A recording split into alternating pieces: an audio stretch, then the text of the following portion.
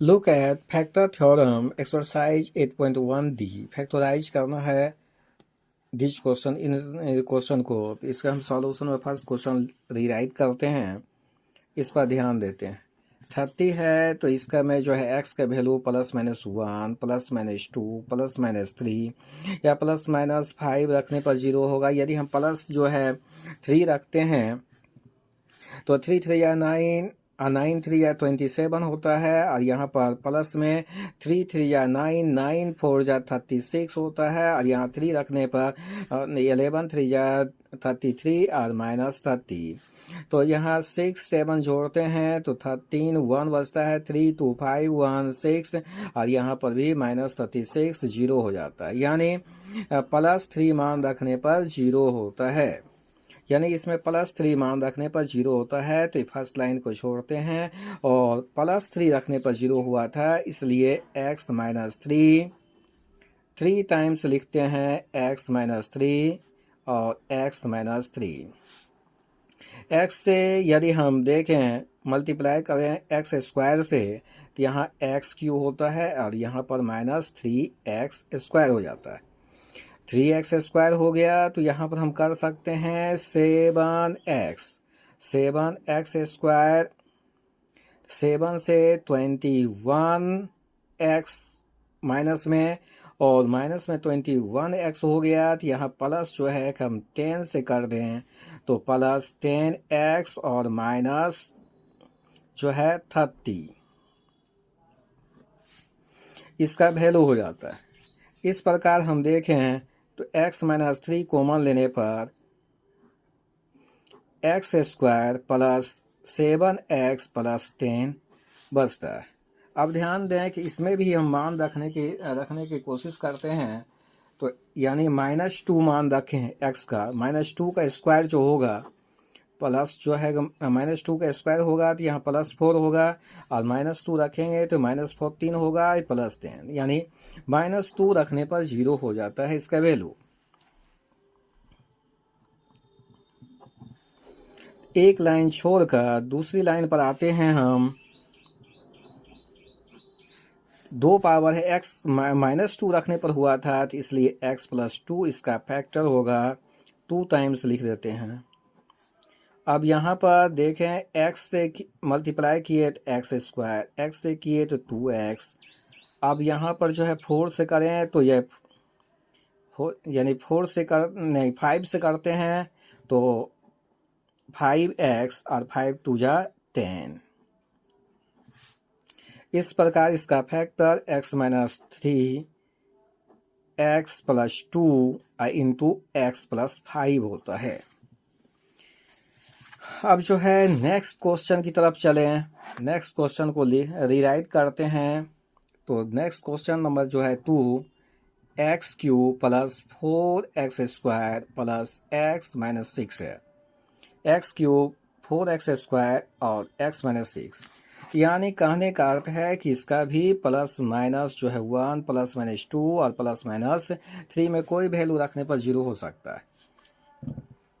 यदि हम इसका वैल्यू जो है 1 रखते हैं प्लस में तो ये 1 होगा, ये 4 होगा और ये भी 1 होगा, क्योंकि यहाँ पर जो है 1 4 5 1 6 हो जाएगा +1 रखने पर, और यहाँ -6 0 हो जाएगा, यानी +1 रखने पर 0 होता है।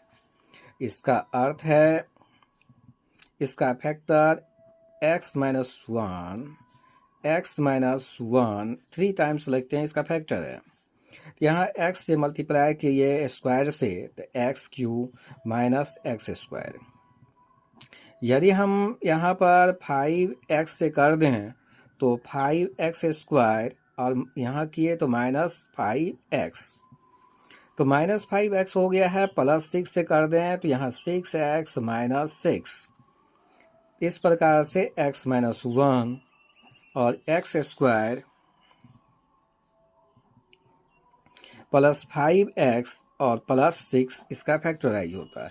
इसमें जो ये मान नहीं बदलता, x³ हो गया, ये दोनों को ऐड करने पर 4x² हो गया, ये दोनों को ऐड करने पर यानी +x हो गया। अब जो है कि दूसरा मान रख कर देखें, ये सारा टर्म प्लस में है, इसका अर्थ है माइनस में कोई मान रखना पड़ेगा। यदि -2 रख कर देखें तो तो 4 हो जाएगा 4, हाँ -2 रखने पर हो जाता है, -2 स्क्वायर। दूसरा होता है 5 मल्टीप्लाई -2 और यहाँ पर 6, ये 4 हो जाता है और ये मान 10 हो जाता है 6, यानी 6 4 10 -10 यानी 0। कहने का अर्थ है कि यहाँ मान -1 रखने पर 0 हो रहा है इसमें, तो -1 रखने पर 0 हो रहा है। इसका अर्थ है x + 1 इसका फैक्टर है, x से मल्टीप्लाई करें, एक्स स्क्वायर, x से किए तो x, और यहाँ पर 4 से करें, नहीं कितना मान, नहीं यहाँ पर मान 2 रखने पर हुआ था, -2 रखने पर, इसलिए इसका फैक्टर x + 2 है। -1 यहाँ पर मान रखे थे -2, तो यहाँ पर हो जाएगा 2x। अब यहाँ 2x हो गया तो 3 से करिए, यहाँ 3x और 3 2 6। इस प्रकार जो है इसका फैक्टर निकलता है x - 1 into x + 2 into x + 3। अब नेक्स्ट क्वेश्चन को भी सॉल्व करना है, तो 3 क्वेश्चन नंबर को रीराइट करते हैं। ये है x³ + 3x² - 25x + 21। इस क्वेश्चन को सॉल्व करने में लास्ट टर्म पर ध्यान देते हैं। यहाँ पर लास्ट टर्म जो है इसके पास 21 है, तो वह +-1 + जो है 3 + जो है 7 इत्यादि में कोई वैल्यू हो सकता है। 1 रखने पर ये 1 होगा, ये 3 होगा, 3 1 4 हो जाएगा, 4 21 यानी 25, और यहाँ पर -25 0 हो जाता है, यानी +1 रखने पर 0 होता है।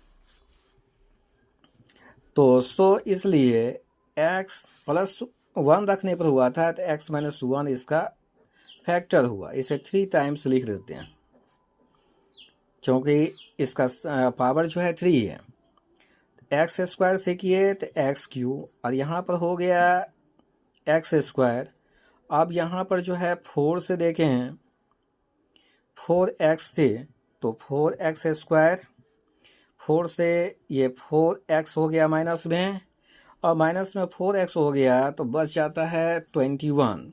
तो 21 माइनस से करते हैं तो -21x, और ये प्लस में आ जाता है 21। तो x - 1 और ये x² + 4x - 21 इसका फैक्टर हो जाता है। अब हम ध्यान दें किस मान को रखने पर जो है ये 0 हो सकता है। यदि हम मान इसमें 3 रखें, 3 3 या 9, और 9 और 12 ऐड करें, यानी 3 रखते हैं, +3 रखने पर मान 3 3 या 9 हुआ ये फर्स्ट टर्म, दूसरा टर्म 3 12 हो गया, तो दोनों जुड़ को हो गया 21, यानी 0 हो जाता है, यानी +3 रखने पर 0 होता है। इसका अर्थ है फैक्टर x - 3 होगा। 2 टाइम्स लिख लेते हैं, इस टर्म को हम राइट करते हैं। यहाँ पर x² पुराना है तो x से किए तो x² हो गया, यहाँ -3x हो गया, और ये +7 से करें तो +7 से करते हैं तो ये हो जाता है +7x, और प्लस से होने पर -21।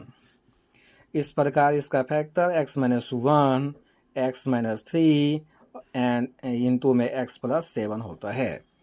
अब नेक्स्ट क्वेश्चन की तरफ देखते हैं।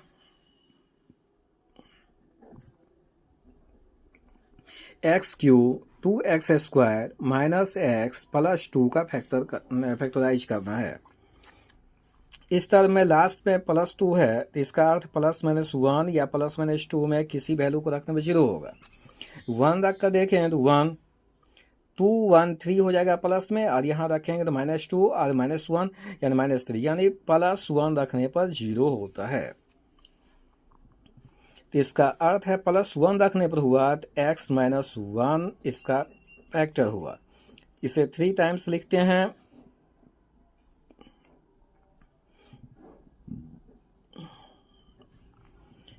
x² से करें तो x³, x से किए तो -x², और ये x से कर दें तो -x², और ये जो है +x हो जाएगा। प्लस एक्स हो गया, तो यहाँ प्लस 2 से कर रहे हैं, तो प्लस 2 नहीं -2 से कर देते हैं। यहाँ पर -2 से करने पर हो जाएगा -2x, और -3 से करने पर +2। इस प्रकार इसका फैक्टर जो है x-1 निकला, तो x² - x - 2। अब किस मान को रखने पर 0 हो सकता है? यदि x का मान जो है +2 रख दें हैं, तो 2 2 जा 4, और ये -2 यानी कहने का अर्थ है 0 हो जाता है वैल्यू। +2 रखने पर होता है, तो इसका अर्थ है इसका फैक्टर, एक लाइन छोड़ कर लिखते हैं, x का फैक्टर जो है x - 2 होगा, 2 टाइम्स लिखते हैं x - 2। तो यहाँ पर पुराने के लिए x से किए, x² x से किए तो -2x, और ये जो है प्लस कर दें हम 1 से, तो x - 2। इस प्रकार x - 1, x - 2 एंड x + 1 इसका फैक्टर हुआ। इस प्रकार हम चारों क्वेश्चन को हम फैक्टराइज कर लिए।